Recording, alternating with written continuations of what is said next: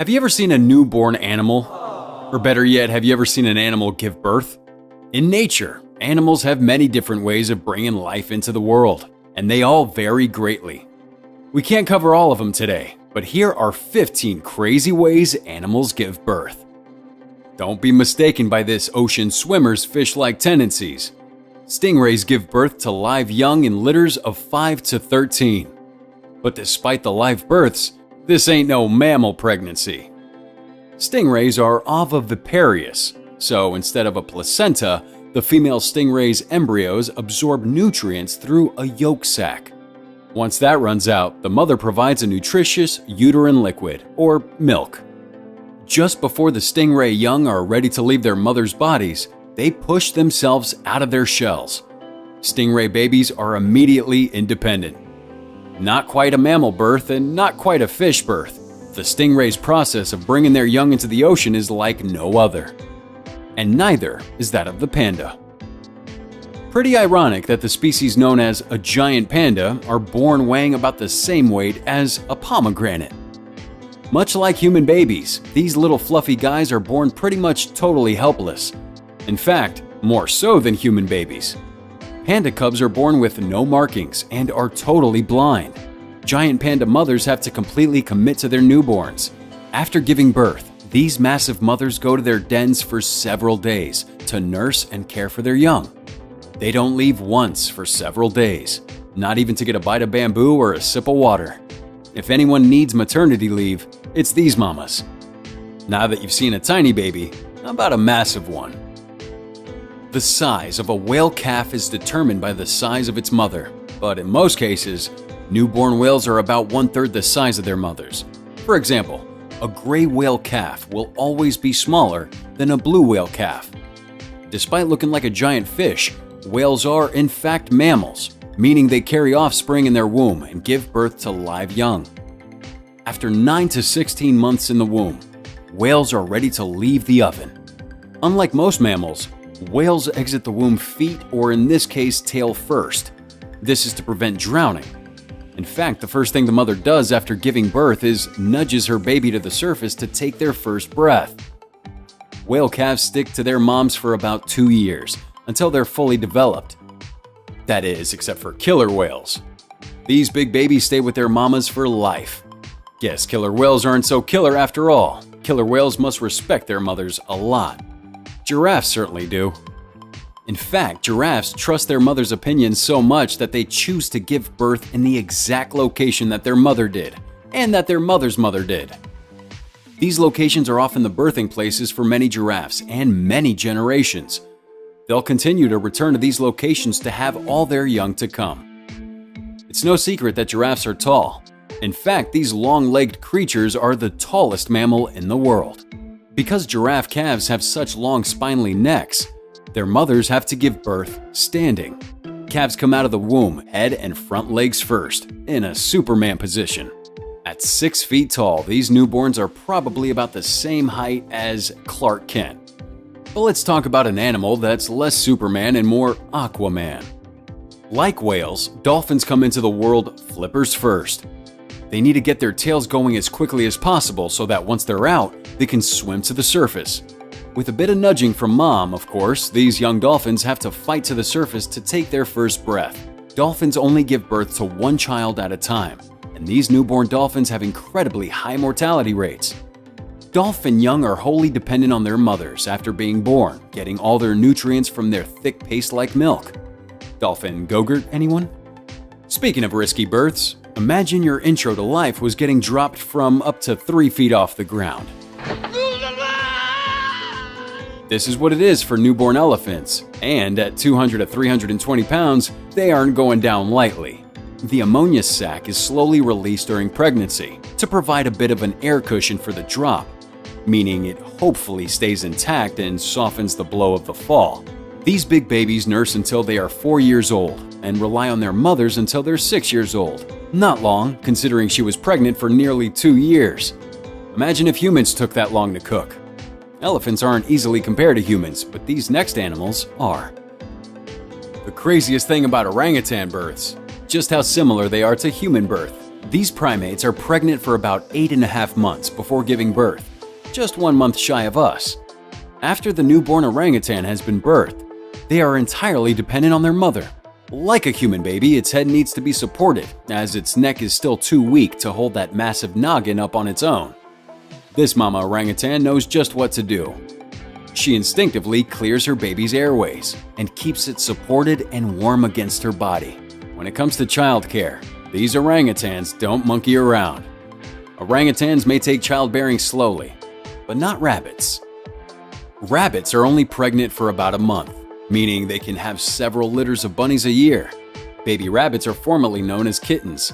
While this might be baffling, what's even more puzzling is the tiny lump of fur you may find wriggling in your yard, indicating a rabbit has kindled or given birth. The nest she makes is created from mostly fur and some soft dried grass. If you've ever seen a rabbit give birth, consider yourself lucky. Rabbits are usually quite shy and won't give birth until the coast is utterly clear. No visitors past this point, please. Speaking of animals who are weird about guests at their birth, let's talk about hedgehogs. When it comes to picky, these critters take the cake. Hedgehogs need the conditions to be just right during birth. If there's a disturbance right before or after the sow is given birth, it'll throw her completely off. How off, you ask? Well, enough to either move her young to an entirely new nest, or worse, eat them. To avoid having to eat her babies, the sow usually gives birth in the dead of night.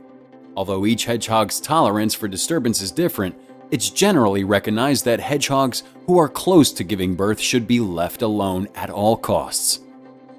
Furthermore, baby hedgehogs, or hoglets, shouldn't be handled until they're at least 7 days old. After all, friends don't want friends to eat their babies, and sometimes friends don't want friends to know they're pregnant. Tigers are the masters of stealthy pregnancy. Despite having a gestation period of about 3.5 months, tiger mothers don't begin to show a belly bulge until the last 10 to 12 days of their pregnancy. During this time, she'll look for a cozy and secluded location to give birth. These big cats have an average of 3 cubs per litter, but can also have up to 7. Between litters, tigresses typically wait 18 to 24 months. Bet you didn't learn any of this watching Tiger King, but these aren't the only sly cats. Lionesses have one-upped the tigresses in terms of pregnancy privacy. These fierce moms keep their pregnancies as secretive as possible and wait until they're in labor to quietly sneak off from the pack to find a birthing location. After having her litter in her top-secret lair, the lioness will stay away from the pack for about 3 months. So why are these big cats so secretive? The answer is pretty straightforward. They want their young to survive. After all, it's rough out there. It's estimated that a lioness must copulate 3,000 times for each cub that survives past a year. These cubs are super precious. Less intimidating, but just as protective, is the donkey mother. Like many animals on the list, donkeys prefer to give birth in the dead of night. After about 11 to 14 months of pregnancy, the mare is ready to give birth. Signs of labor, or as it's called in the donkey world, foaling, include swollen udders and milk beginning to run, and restlessness. Watching for these signs is essential for farmers because foaling is a pretty quick process. Due to these animals' fragile necks, donkey foals leave their mother's wombs in a Superman stance, just like giraffes. That is, unless their mother is a giant fire-breathing dragon and these donkeys have wings. We're looking at you, Shrek 2. Sorry, we got off topic. We'll stay on track, just like this next animal.